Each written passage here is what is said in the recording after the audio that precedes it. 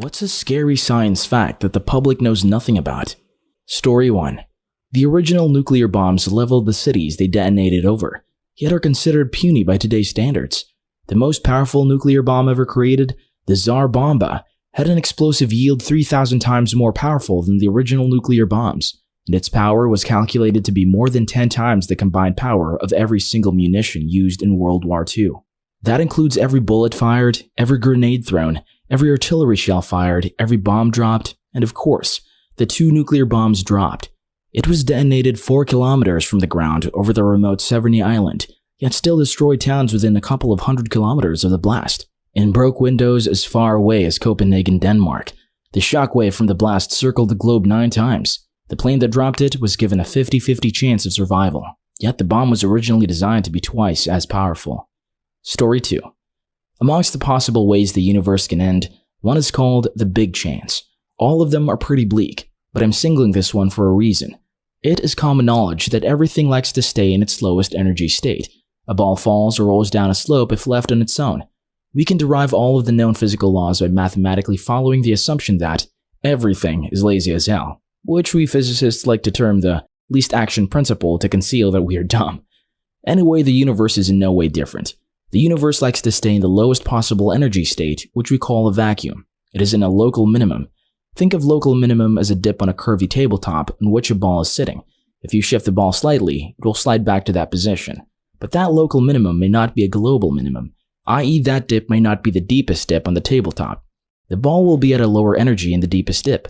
However, it cannot move from the current dip on its own, though it is higher than the deepest one, because there is a higher barrier that it cannot overcome. Or can it? There's something in quantum mechanics called quantum tunneling that allows a ball to phase through the barrier into the deeper hole. Similar is the case with the universe. We don't know if the current vacuum the universe is in is the true vacuum, i.e. the deepest hole, or it is a false vacuum, one of the shallower holes. There's a high probability that the current vacuum is a false vacuum, and it can start to tunnel into the true vacuum. All it would require is one particle, anywhere, to decay the lower energy state.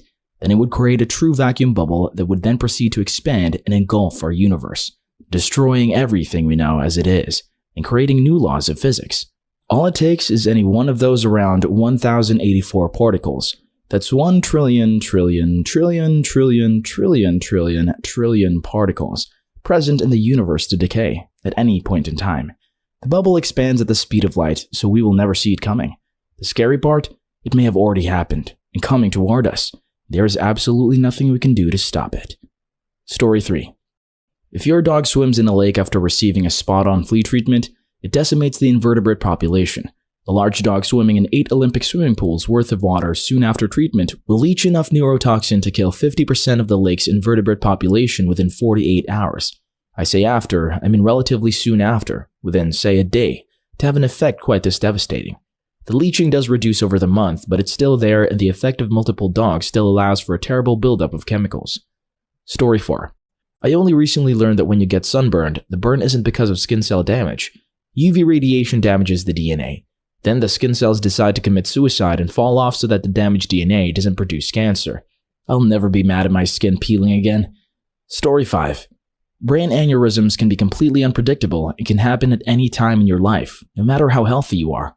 A kid who I went to high school with at the age of 16 just did not wake up one morning, and his cause of death was a brain aneurysm. I lost my husband of 12 years, we were best friends for 20 years, to a sudden brain aneurysm. The last words to me were, "Hun, I feel dizzy," and bam, on the floor, dead. I did CPR for 20 minutes waiting for help to come. Doctor said it was instant. It sucked for me because it was so sudden, but I take solace in the fact that he felt no pain. He hated hospitals and never spent a night in one in his 62 years of life. The most ironic thing, and I live in Mexico, is that it was on the Day of the Dead. Hard for me at the time, but man, if I got to have a choice of what day to go, it would be something like that. We had a weird sense of humor. Rip Al. Story 6. There is a gravitational anomaly in space called the Great Attractor, which is pulling everything within the Virgo and Hydra Centaurus superclusters towards it. It lies 150 to 250 million light-years from the Milky Way, which itself is being pulled towards it too. The scary part is that, relative to us, this anomaly lies within the same plane as our own galaxy, making it very difficult to observe. Essentially, we have almost no concrete idea of what it is. On the flip side of the Great Attractor is the Boötes Void, which I find a bit creepy. The Boötes Void, sometimes called the Great Void, is a huge spherical region of space that contains very few galaxies. It's approximately 700 million light-years from Earth and located near the constellation Boötes, which is how it got its name. The supervoid measures 250 million light-years in diameter, representing approximately 0.27% of the diameter of the observable universe, which itself is a daunting 93 billion light-years across, making it the largest known void in the universe. At first, astronomers were only able to find 8 galaxies across the expanse, but further observations revealed a total of 60 galaxies. Now, while that might seem like a lot, it would be like stumbling upon only 60 objects across a region larger than the continental United States. That's just in 2 dimensions. According to astronomer Greg Aldering, the scale of the void is such that, if the Milky Way had been in the center of the Boötes Void, we wouldn't have known there were other galaxies until 1960s. Looking at the volume of the Boötes Void, it should contain about 10,000 galaxies, when considering that the average distance between galaxies elsewhere in the universe is a few million light-years. But the question is, why and how this void came to be? There hasn't been enough time since the universe began for mere gravitational forces to clear out a space of that size. There's a theory that suggests that supervoids are caused by the intermingling of smaller mini-voids, like soap bubbles coming together. But a more, maybe creepier explanation is that the Boötes Void could be the result of an expanding Kardashev 3-scale civilization. As the colonization bubble expands outward from its home system, the civilization dims each star, and subsequently each galaxy it encounters by blanketing it in a Dyson shell. This might also explain why the void has such a nice spherical shape. Oh, and we're seeing a snapshot of the void 700 million years ago. A lot could have happened in 700 million years that we just cannot see or know due to the inherent speed of light. Sweet dreams, everyone. Story 7. The world is literally running out of sand that is used to manufacture concrete. Most of the world's sand is in its deserts, but usable sand only comes from riverbeds, shores, and lake beds. People are being murdered over sand right now. I'm from the Spruce Pine, NC, and I only mention this because you mentioned sand. Our town is known as the home of the highest purity quartz deposits in the world.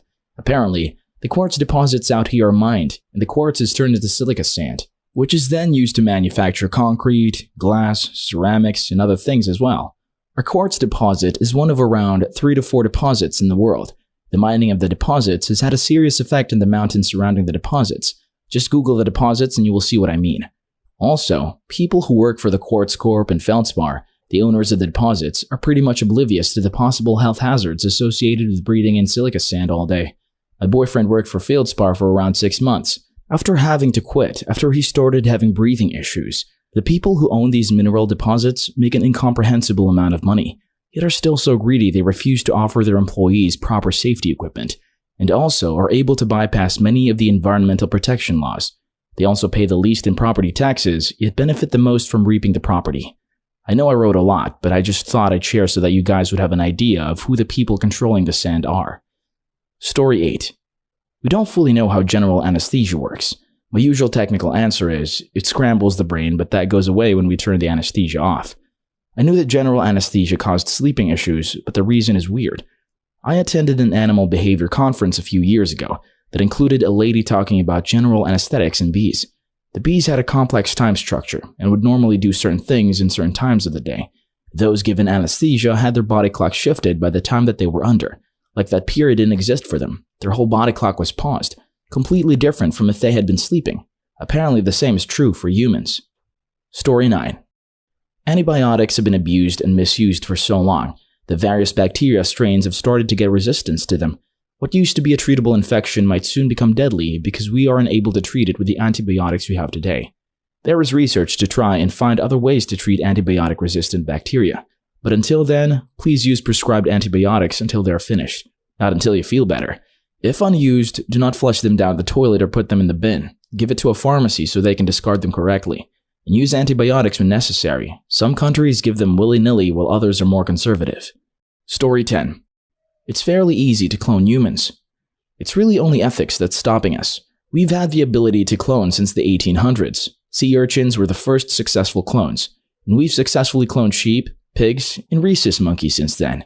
And I seem to recall the Chinese were working on mixing human DNA with animal DNA. I seem to recall they had some success, but had to destroy the cells because of said ethics. Story 11. Cancer geneticist here. Most cases of cancer that are sequenced generally just denote the prognosis or how long a patient has to live, rather than treatment options. People always say, let's cure cancer. However, this simplifies cancer as though it is only one disease. It's far more complicated than that. I studied at one of the largest cancer hospitals in the world, where the motto is to make cancer history, but the only obtainable goal is to make it chronic. We study and research as much as possible, but every cancer requires different research. And unfortunately, the powers that be often prohibit funding and proficient research. It's work I'm passionate about, but also a broken system that is infuriating to work in. Story 12. In the UK, about 17% of people have fetal alcohol syndrome. McGuire et al. 1992. As much as 17% of us are developmentally disabled simply because, prior to the late 90s, a large proportion of British mothers drank during pregnancy, 41%. Thankfully, the prevalence rate has been falling fast since the late 90s, when all this research was published, but it's terrifying to see how much of an effect AFSD is having in society. Story 13. Soil science adjacent researcher here. We are degrading, polluting, and losing our topsoil at such a rate that we may not be able to produce enough food to feed everyone within 50 to 60 years, let alone what impacts climate change may bring to bear on our food supply. And the US government's crop insurance programs and incentives all reinforce the bad practices, all discouraging regenerative practices. These bad policies are extremely hard to change because of lobbying from the major agribusiness companies who make money off of these short-sighted policies. Our food supply is further threatened by our agricultural overdependence on aquifer water, which is not being replenished, making it an unsustainable source of water. If the aquifers are overdrawn, depleted, or polluted, we hit a hard wall of water scarcity, and we will have no backups to address the problem with. The drawdown of the aquifers also causes land subsidence, which causes costly infrastructure and building damage. The general public does not realize the impending crisis that will be caused by the confluence of these factors. Story 14. Smallpox is really easy to bring back, and it'll kill 1/5 of the planet when it happens.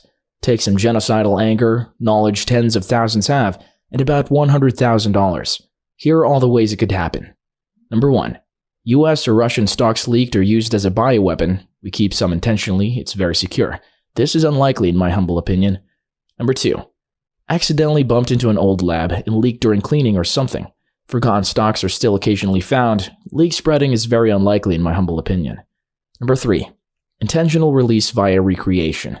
Someone resynthesizes it from scratch via public sequence according to this paper, with about 100,000 in materials. Methods plus difficulty identical to what is published here. It's totally possible and almost simple to do. Smallpox powder dropped in envelopes mailed around the world by a disgruntled underpaid PhD student. See Aurora, Colorado shooter. An outbreak is out of hand before it's noticed, and billions die. Story 15. There's a solar event known as CME, or a coronal mass ejection.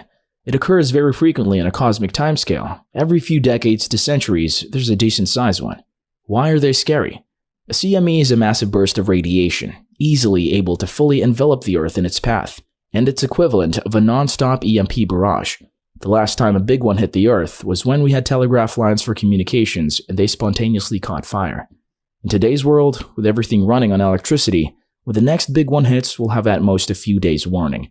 And it'd be a literal apocalypse movie scenario, with planes going down due to their whole electrical system frying, nobody's vehicle starting, untold billions in fire damage would wreak havoc everywhere, and the machines we depend on to help would be similarly fried. Some stuff would be unaffected, being parked in deep, concrete-roofed parking garages and the like, but our entire infrastructure would be useless for years. It'd literally send us into a mini dark age while people tried to get things working again.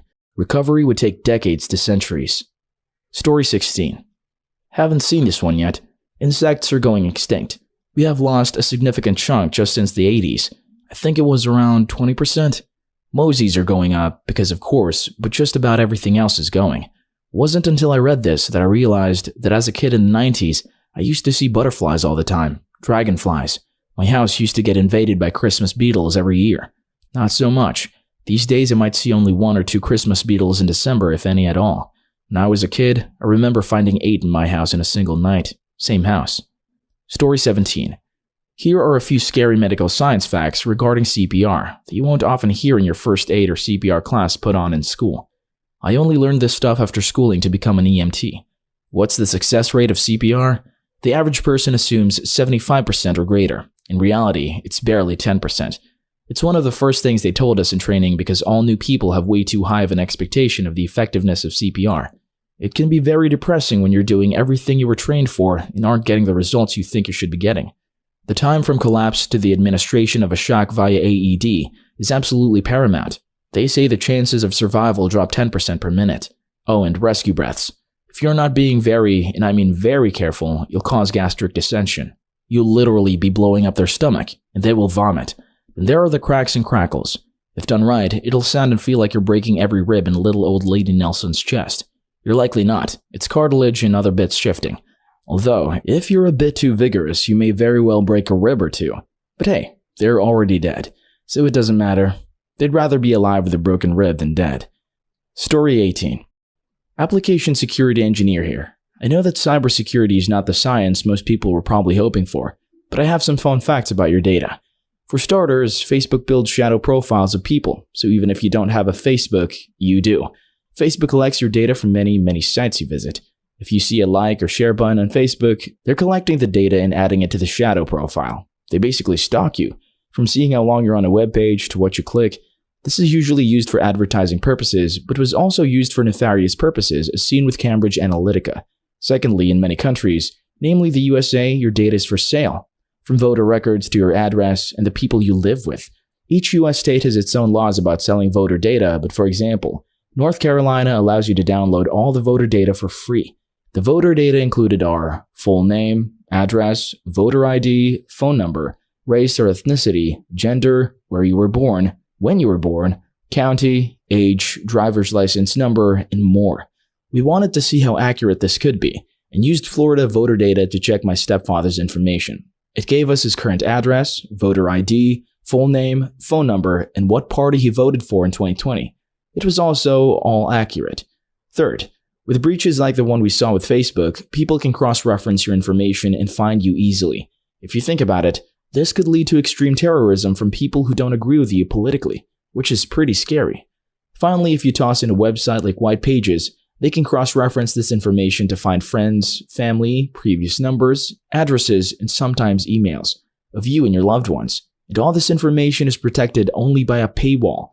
If they really want to get into the open source intelligence of this, they can look for breaches on your email or number in database dumps on sites like thehash.com and could even potentially take over your accounts. Some breaches might even include hacked voter data, which straight up leaks your social security number. Story 19. The doomsday clock is a hypothetical clock in which 12 a.m. or midnight is meant to be the point at which our species is eradicated by way of war or natural means. Scientists operate the clock and change the time based in the current environment. During times of uncertainty, such as war or humanitarian crises, the time would be set closer to midnight. The supposedly calmest time in the past few decades was in 1991. We have been closest to midnight in these four instances. Number 1. 1949. Soviets' first nuclear test, 3 minutes. 2. 1953. US tests the hydrogen bomb, 2 minutes. 3. 1984.